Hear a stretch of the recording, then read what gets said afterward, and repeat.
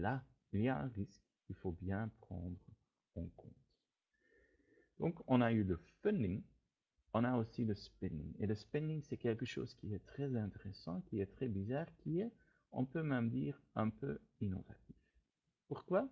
Parce qu'on ne parle que pas seulement une discussion entre argent et voiture de société, non, on parle d'un palais de choix. Premièrement, si on veut utiliser le budget de mobilité, il faut choisir, si on veut, on n'est pas obligé de choisir encore une voiture, mais il faut avoir une voiture respectueuse de l'environnement. On y revient vite. Nous avons compris aussi des sociétés de leasing que c'est pas si évident parce que ça va coûter probablement beaucoup plus d'avoir une voiture écologique que avoir une voiture de diesel.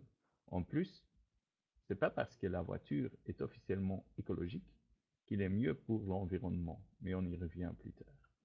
Puis, il y a les moyens de transport durables. Et là, on voit quand même qu'il y a des choses et de bonnes choses qui sont changées et qui vont continuer à changer. Donc, on a un vélo, on a un moto, etc.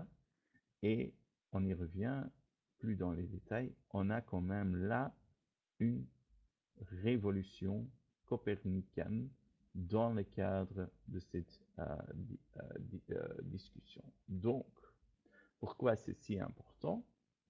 Parce que le deuxième pilier, tous ces bénéfices ne sont pas assujettis aux cotisations de sécurité sociale d'une part, et pas non plus à la fiscalité d'autre part.